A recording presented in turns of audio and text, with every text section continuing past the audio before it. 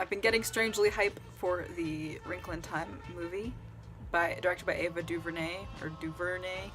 I never know where to stress the syllable. Anyway, so I'm kind of excited for it, and I haven't seen it yet, obviously. It comes out on Friday. I thought I would do a little preface. So I'm interested in it because I read Wrinkle in Time fairly recently, over this summer, so just a few months ago, really. I was reading it during the 2017 eclipse. It wasn't like a thing I grew up with as a kid, and so reading the book was very interesting for me because usually you'll read it in school, or read it as a kid, and reading it as an adult was interesting. And I really liked it. I think I read it because I knew this movie was coming out this year, or in 2018, and I sort of wanted to compare because the book was not my first experience with the Wrinkle in Time story, but what was the 2003 made-for-TV Disney movie Wrinkle in Time, which I just rewatched for like the first time in since I was a child. And short review, I like all the actors in it, especially Mrs. Whatsit. I know the actress who plays Meg is a little stoic, but that's kind of how I imagine the character, so it worked for me. Calvin is good. Charles Wallace is really good as a child actor. All the actors are really great. There's like genuine emotional moments. I think I cried like twice. I don't know, maybe that's just nostalgia. I know when the movie opened and it started with the darkness and the star, which was Mrs. Whatsit exploding, and the music like hit me like a truck. It was like nostalgia. It's like music that I heard when I was younger but hadn't heard since I watched the movie. And there are some very interesting visuals.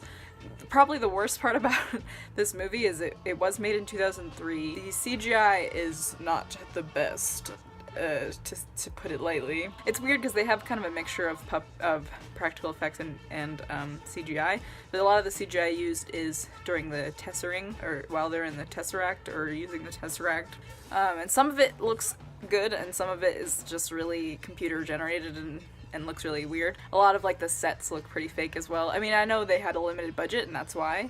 But that's why I'm excited for this new one, because it actually has a big budget, and so that's exciting to me. That's my short review of the old movie. I've heard mixed reviews so far of what has come out, but I think if anyone's going to like this movie, it'll probably be me. So if I don't like it, then if I feel the need to talk about it, I will, and then I'll upload the review. Alright, see you in a week. Hello. I just saw it. I saw Wrinkle in Time, like an hour ago. Initial thoughts. I loved it. It was beautiful. I cried like 4 times. It filled me with joy and optimism, and I felt like I could like defeat the world. Hello. Sorry, I'm just in bed again. It is the morning after seeing A Wrinkle in Time. Well, let me just say that like at the end of this film, I was like so satisfied, and I was like full of joy and love and stuff. I definitely like loved this movie. And I was so baffled at the end, that not by the movie but by the reactions to the movie that I've seen, which are so negative. And I've read some of the reviews, and I feel like they're just honestly just being a little too hard on it. It's a children's film, but I enjoyed it more than that. And I was just charmed, and I was like, you know, I felt the childhood wonder, just the characters and the world. And I honestly just couldn't, I mean, definitely it's a flawed movie. Personally, there was way more to love than dislike. But overall, I could forgive the changes they made because I believe it's a well-directed movie. I know it has some pacing issues as well, it's one other thing, but it wasn't so distracting that it took away from the emotional impact of the story and the characters, and that's what I felt was the most important, is the moral of the story from the book and sort of the mood of the book. I got the feeling that I got when I was reading the book, and that was preserved in the movie, and that's what was most important to me. As parts I cried at that weren't even sad. It was great. It was a great experience, and I'm honestly relieved because all the negative reviews, I was getting scared that the movie was going to be like terrible, and it just wasn't. As an adaptation, I think it was great because it held the same emotional impact that the book did, even more so, I think, for me. So, A Wrinkle in Time. I'm ready to talk about it now. I feel like this video is gonna be kind of a jumbled mess because I took like 6 videos or so, either right after the movie, morning after the movie, and before the movie. So I'm sorry if this is a jumbled mess, Just like the movie, according to so many reviews. I don't really want to talk about the critics or certain reviews because I don't care about it. I did care before the movie. I was a little worried because usually I trust Rotten Tomatoes. I don't know why I was a fool, but it got when I checked it, it was like a 48%, and I was like, dang, that's so bad. So I was a little worried going in, and I was kind of like, oh, it might be a mess, but whatever. Which I was kind of upset about because I was so looking forward to it and so excited for it. I even took a nap like the day of going to see the movie, and I had like this weird stress dream where I was watching a really bad version of A Wrinkle in Time. But that was not the movie we got. I just want to talk about why I liked the movie and what I didn't like about the movie and why I'm glad it exists. Anyway, I've been talking about A Wrinkle in Time like all day and all of yesterday, so I just have lots of thoughts. I don't know what to say though. What do I start with? I honestly don't know what to start with because there's so much I want to talk about. Should I talk about what I didn't like first? So what I didn't like, I'm going to be talking about like things in the book now. So if you haven't read the book, it's not going to make sense to you. I'll just go in chronological order. The first real change I noticed was Charles Wallace. His character was, in the books and in the old adaptation, he's doesn't speak outside the family, he's basically mute. And that was very much like the opposite of his character in the book was Charles Wallace, like in the movie when he's like yelling at Meg across the playground. But I talked to some friends about it, and it does kind of make sense that they would change his character because they already have one like kind of quiet, reserved character, which is Meg, and so Charles Wallace kind of creates a foil to her. It's not like his entire character was changed, because the character that he is with Meg was pretty much the same, just how he is around other people was different, and that was a little bit jarring, but really it didn't change anything. Also, one insignificant change was they got rid of the twins, and I had no idea. I watched the entire movie, and I went home, and then my roommate mentioned that they did include the twins, and I was like, the twins! I like totally forgot that they existed, because they're really insignificant, and honestly don't add anything to the story, so I understand why they cut them out, because why even they don't do anything. The other, like, major change, there's a scene in the books and the old movie that was basically entirely cut from the new movie, which is when Dr. Murray is trying to Tesser away from Camazotz and trying to take Meg and Calvin with him to protect them. They end up tessering to Ixchel, and Aunt Beast is there, who's this giant furry blind monster who sort of heals Meg after she sort of gets lost in the Tesseract. And then it's sort of like this moment of pause between the action, and I usually really like that part in the book and in the old movie, but in the new movie they had it changed so that Meg redirected the Tesseract, or she just didn't go with them and she stayed in the It, basically. And I understood the reason for that change. I think they actually, I looked it up and they did actually film that scene, but they decided it didn't work for like Meg's character arc, which I can sort of understand, but I always liked that scene, so I was a little upset. I hope they release it in the deleted scenes. I liked everything else. I guess another thing was Camazotz was very different from it is in the book. Camazotz in the book is more of an infected planet. It was a planet that had completely been obscured by the darkness. And I don't know what information is coming from the actual book or what's coming from the old movie. I'm kind of mixing them together.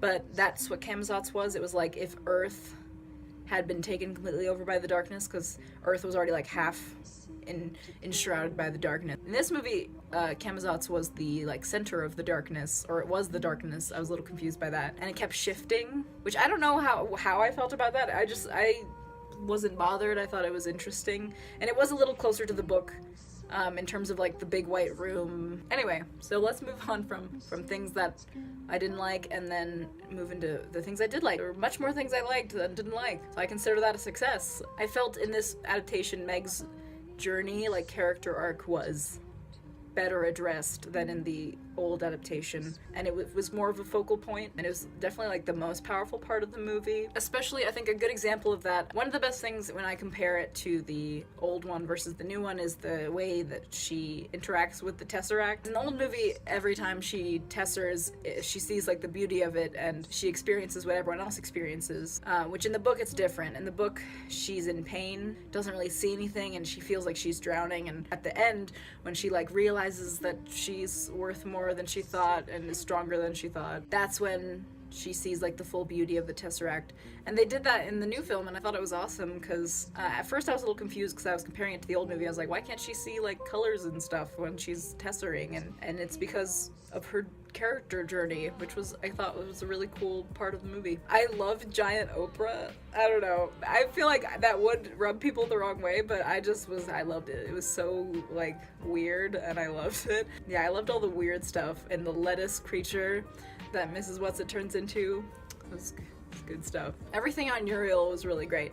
It wasn't like the CGI disaster that was Uriel in the old adaptation, which is the worst part of that adaptation, and maybe anything ever, because it's terrible and I hate it. All of the misses were great. Of course, I think What's-It from the original old movie will always be my favorite version of Mrs. What's-It, but Reese Witherspoon, I didn't hate her. I thought she was great. She matched the sort of young energy of Mrs. What's-It, and Mindy Kaling as Mrs. Who was great as well. The cute little romance between Calvin and Meg was really adorable, and I just watched the old version of Wrinkle in Time like a week ago, and all the interactions between Meg and Calvin are kind of awkward and very uncomfortable to watch, and so this I felt was a lot better, and I don't know, it felt more genuine. I saw a review or something that said that like this movie like didn't go dark enough, but there were like certain times that I was like really creeped out, like on Kemzots and the Red being a puppet and then like falling apart, and especially I think the scene that really freaked me out was when Charles Wallace was like pulling them across the ground. I was like terrified. So I think it went just dark enough to still be a kids movie but still kind of freak you out. So I don't know, no complaints here. When they visited the Happy Medium and talked about the darkness, that was one of the parts I definitely teared up at. Yeah, let's just name all the times I cried. The first time I cried was at that, just because I was worried they wouldn't get it right for some reason, but they did, and I feel like anyone can relate to it because it's a very simple thing, right? Which is what I liked about Wrinkle in Time, is it's a very weird visual experience, but the themes are very simple and anyone can really understand or relate. I already talked about Giant Oprah. When they were on Kemazot's, the woman with the really weird bun was asking them if they wanted to come in and have all sorts of roasts and then cakes of all sorts, and Meg was like, no, we're fine, and then Calvin was like, but cakes of all sorts. That was the best line in the whole movie. But cakes of all sorts. But cakes of all sorts. So good. Oh, the second time I teared up was when Meg reconnected with her father, or found him again. Man, that got me. All the outfits, man. All of the costuming in this movie was like some of my favorite I've seen in like recent years. So good. Like every single outfit that the misses were wearing every time they tested to a different planet was just like, it was so good, and I loved it. My eyes were happy with it. Just like the whole ending, I thought it was beautiful, especially the scene where Meg tessers back home and it's beautiful and full of colors and she looks so happy, and that was another time I cried because it was just so darn pretty. What a beautiful scene. And then she goes home and everything's happy, and I am a sucker for that stuff, I'm sorry. And then like the dad comes home and the mom is like crying, and I was crying, and then by the end of the movie I was just crying because I was like, I'm so full of optimism. And then I was just like, wow, that was a beautiful experience, and I'm full of love and light. I'm very biased because I love the story and I already know all the aspects of the story, and I think they were done very well in this movie, and I really want to see it again. And I probably have like 5 million more things to say, but overall, for Wrinkle in Time 2018, love the cast and the feelings, and it left me feeling very happy and satisfied, and you should definitely see it if you care. Or read the book first. I think you could appreciate it more if you read the book. I want Giant Oprah to give me a pep talk with her glittery eyebrows, and then I want to ride on the lettuce monster, and I want to fall from the lettuce monster, and I want magical flowers to catch me. Okay? Is that so much to ask?